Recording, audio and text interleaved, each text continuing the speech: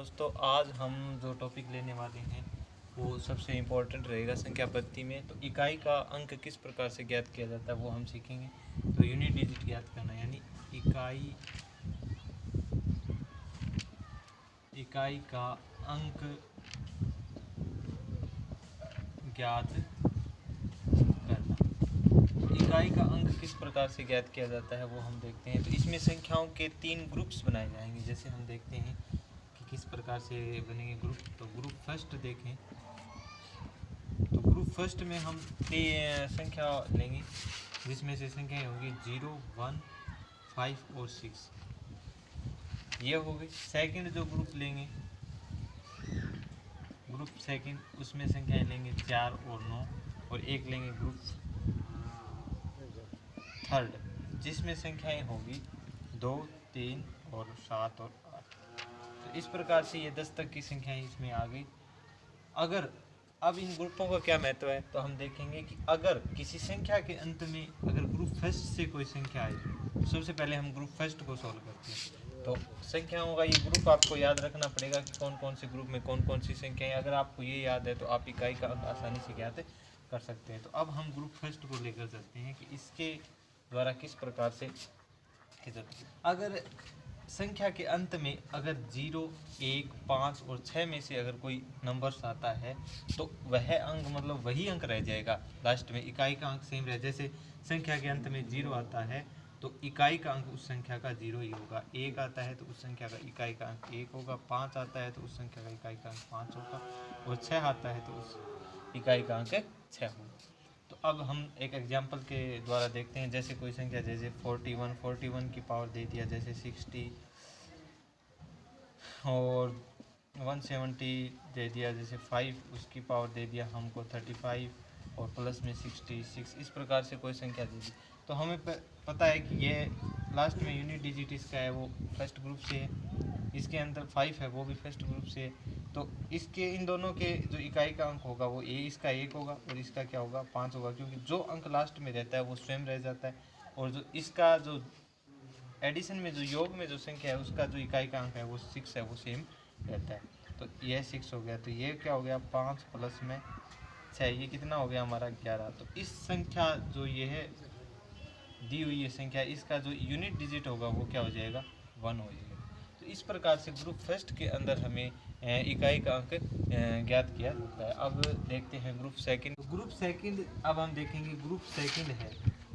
तो group second में unit digit किस प्रकार से ज्ञात किया जाता है। तो ग्रुप सेकंड में सबसे पहले हमें ज्ञात होना चाहिए कि जो अंक कौन कौन से आते हैं। अंक आते हैं 4 और 9।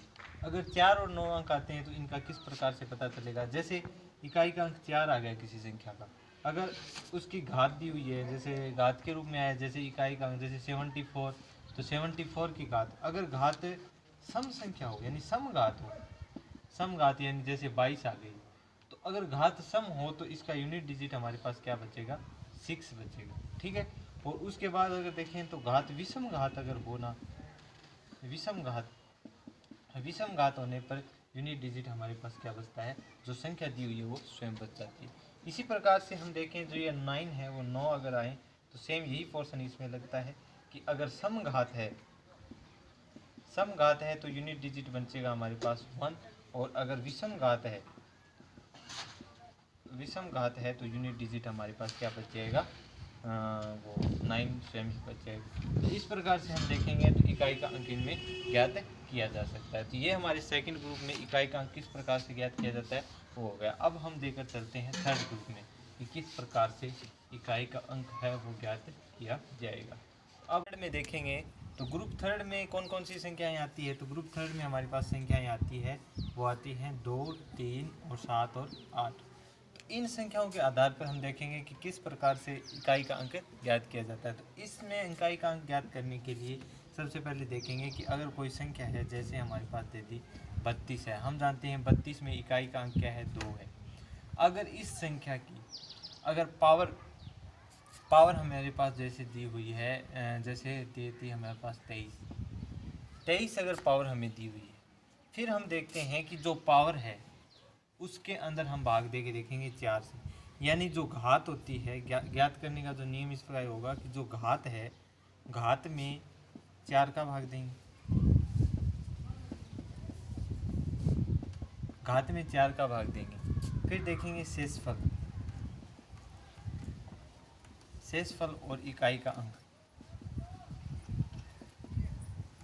इकाई का अंक। अगर शेषफल 0 बचता है कि भाग पूरा पूरा चला जाए तो वह इकाई का अंक क्या हो जाएगा, वह संख्या स्वयं हो जाएगी। अगर 2 यहाँ पे जैसे 24 होता तो 24 के अंदर 4 का भाग पूरा पूरा जाता है, तो पूरा पूरा जाएगा तो उस संख्या का इकाई का अंक क्या हो जाएगा, 2, यानी ये 2 स्वयं हो जाएगा।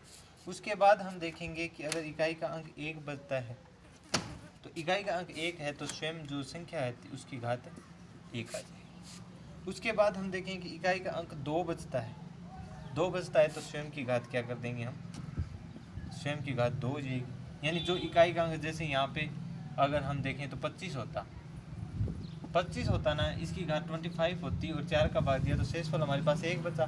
तो शेषफल अगर 1 बचा ना तो भी इसका इकाई का अंक क्या आ जाएगा, 2 आ जाएगा। उसके बाद हम देखें कि अगर घात इसकी 6 हो तो शेषफल कितना बच गया, शेषफल बचा 2।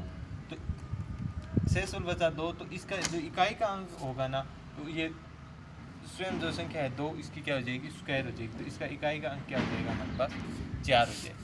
इसी प्रकार से हम देखें अगर शेषफल 3 बचे तो इकाई का अंक हो जाएगा स्वयं की घात 3, यानी स्वयं का क्यूब हो जाएगा। तो स्वयं की क्यूब, जैसे यहाँ पे हम 27 लें तो 3 शेषफल बचा और इसकी क्यूब हो जाएगी, तो इकाई का अंक हमारे पास इस प्रकार से 8 आ जाएगा। तो इस प्रकार से हम संख्याओं में इकाई का अंक है वो आसानी से प्राप्त कर सकते हैं।